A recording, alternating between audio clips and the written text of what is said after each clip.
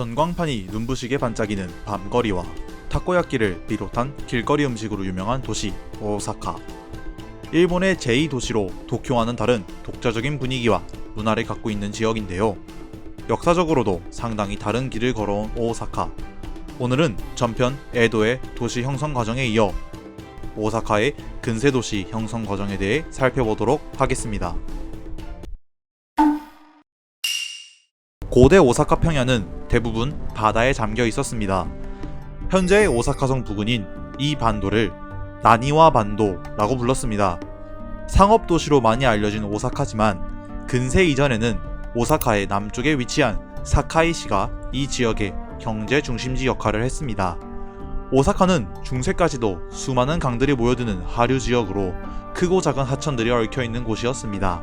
나라 시대와 헤이안 시대에는 서울과 인천의 관계처럼 수도의 외항으로서 역할을 맡아왔습니다.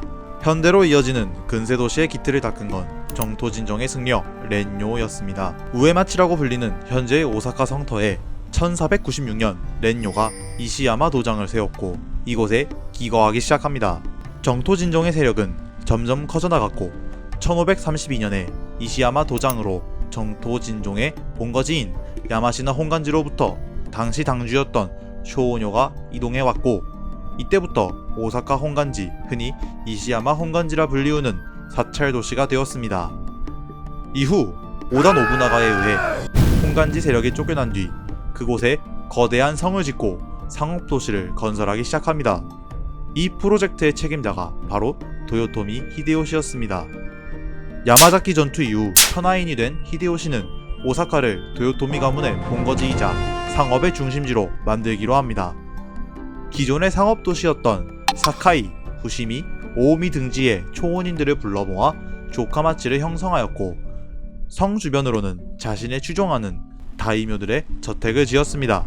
다이묘들이 가져온 쌀을 보관하는 창고가 지어졌고 자연스레 쌀을 거래하는 시장이 형성되며 상업은 번성합니다.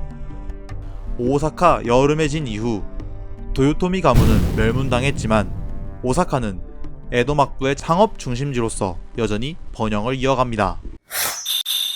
일본의 근세 도시에서 가장 중요한 것은 바로 도로와 운하입니다. 이전까지 전국시대에는 도시, 정확히는 영주가 거주하는 성을 효과적으로 방어할 수 있는 곳에 도시가 만들어졌습니다. 상업의 중요성을 이해한 일본인들은 전란의 시대가 끝난 뒤에는 교통의 요충지에 도시를 건설하였습니다. 상업에 있어서 물자의 원활한 왕래가 핵심이었기에 육로와 운하 정비에 힘을 쏟습니다. 에도 막부는 도시를 건설할 때 이렇게 중요시된 도로와 운하를 도시 구획의 기준으로 사용하였습니다. 히데요시 시절부터 이어온 운하 건설 사업은 이후 1700년대까지 계속되어집니다.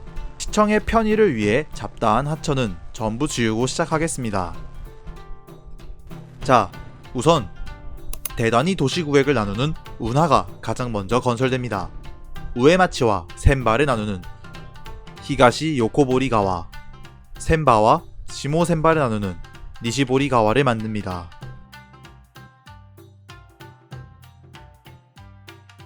그 후에는 상인들에 의해 시모센바를 가로지르는 아와보리가와와 오사카 남부를 가로지르는 도톤보리가 만들어집니다. 이 도톤보리가 현재 관광지로 유명한 그 도톤보리로 과거에도 상업과 물류의 중심지였다고 합니다. 그 이후로도 에도보리가와, 쿄마치보리가와, 나가보리가와, 가이후보리가와, 타치우리보리가와, 사츠마보리가와 등이 상인들에 의해 만들어졌습니다. 오사카의 초원인치는 앞서 말한 듯 3개의 구역으로 구분됩니다. 오사카 성에 가장 가까운 우에마치 지구는 가장 먼저 개발된 곳입니다. 무사들에 의해 만들어진 도시로서 막부가 정한 도시구획 기준을 철저히 지키며 만들어진 곳입니다. 동서를 잇는 도리 주변으로 폭 20간짜리 택지를 배치하였습니다. 그러나 지형의 한계로 완벽한 바둑판 모양으로는 만들 수 없었죠. 한편 히가시 요코보리가와 너머의 센바지구는 질서정연한 바둑판 모양으로 형성되었습니다. 우에마치로부터 동서로 이어지는 도로인 도오리를 연장하여 도로가 형성되었으며 남북으로는 스지라 불리는 큰 도로를 만들었습니다. 지금도 미도 스지선, 사카이 스지선 등 남북으로 이어지는 지하철 노선도 과거의 도로명을 사용하고 있습니다. 만약 오사카에 운전할 일이 있으면 남북으로 이어지는 도로는 무슨 스지, 동서로 이어지는 도로는 무슨 도오리라는 점을 외워두면 참고가 될 수 있겠네요.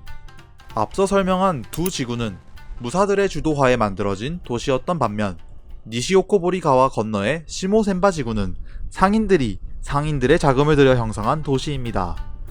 지금으로 치면 공공인프라 사업을 민영화하는 것과 비슷한 발상이었죠. 시모센바 지구의 대부분의 운하는 상인들이 마을을 형성하면서 동시에 만들었으며 그 덕분에 운하와 택지가 나란히 늘어선 형태였습니다. 또한 바둑판 형태로 만들어진 다른 곳과는 다르게 시모센바 지구는 하천이 흐르는 방향에 맞춰 도로가 형성됐습니다. 위의 세 지구는 설계 주체에 따라 형태가 다름을 알 수 있는데요. 관주도로 설계된 우에마치와 센바는 동서남북의 방위에 맞춰서 질서정연하게 지어진 반면 민간 주도로 설계된 시모센바 지구는 지형과 택지 용도를 우선하여 만들어졌습니다. 관주도로 설계된 지구의 경우 메인 스트리트라고 불릴 수 있는 거리를 우선적으로 정비하였고 성에서 내려봤을 때 깔끔해 보이는 점을 우선시했습니다. 반면 민간 주도로 만들어진 곳은 운하를 따라서 20간 택지를 배치하였고 이를 시공자가 다시 분양하는 방식으로 코스트를 분담했다고 합니다. 상인들은 막부의 설계 기준을 따르기보단 각 마을의 기능을 배려하여 설계하였고 덕분에 개발 코스트 측면에서도 합리적이었다고 평가받고 있습니다. 이처럼 오사카는 상업활동에 적합하게 개발되었고 에도 시대에는 전국의 쌀과 소금, 밀 등 생활 필수품부터 도자기와 향신료 등 사치품까지 다양한 물건이 일본 전국으로부터 몰려들었습니다. 다양한 상품을 실은 배들이 오사카만에서부터 강과 운하를 타고 오사카 시내로 들어왔고 또다시 물건을 싣고 바다로 떠났습니다. 에도 시대에는 이러한 오사카를 일본 전국의 음식이 모여있는 곳이라는 의미에서 천하의 부엌이라 불렀으며 운하가 발달한 물의 수도라는 별명으로도 불렸다고 합니다. 일본 전국을 잇는 수운로가 확립된 이후로 상업은 더욱 크게 번성하였고 많은 번들이 오사카에 창고를 짓고 조세로 벌어들인 쌀을 보관하며 필요한 물건으로 교환하거나 금은으로 교환하였다고 합니다. 이처럼 여러가지 재화가 모여들어 거래가 빈번해지자 그에 따른 서비스의 수요도 늘어납니다. 이때부터 토이야라고 불리우는 전문 도매상들이 등장하였고 현대의 금융회사들과 같은 환정상들도 등장합니다. 또한 쌀을 선물 거래하는 고메소오바도 존재했습니다. 오사카의 활발한 상업활동은 중세 봉건적 사회상에서 자본주의 사회로 이행을 보여주는 좋은 예시라고 할 수 있겠습니다. 고대의 항구 도시로부터 시작하여 홍간지 세력과 도요토미 가문을 거쳐 에도 막부의 직할 상업 도시가 되기까지 오사카는 일본 역사를 논할 때 빼놓을 수 없는 도시로 자리매김해왔습니다. 에도 시대 이후로는 근대화의 바람과 함께 대표적인 공업도시로 탈바꿈하였으며 오사카부가 되어 일본 제2의 도시라는 타이틀을 거머쥔 채 현대로 이어지고 있습니다. 지금도 오사카 하면 맛집과 미식의 고장이라는 이미지가 있으며 오사카 사람들은 활달하고 계산이 빠른 이미지가 있다고 합니다. 이러한 모습은 에도 시대 오사카로부터 이어져 오고 있는 게 아닐까 싶습니다. 이번 영상에서는 오사카의 근세 도시 형성 과정에 대해 알아보았습니다. 다음 영상에서는 오사카의 마을 구조와 총원인들의 생활상에 대해 알아보도록 하겠습니다. 이상 넓고 얕은 일본 이야기 빗금무사였습니다. 시청해주셔서 감사합니다.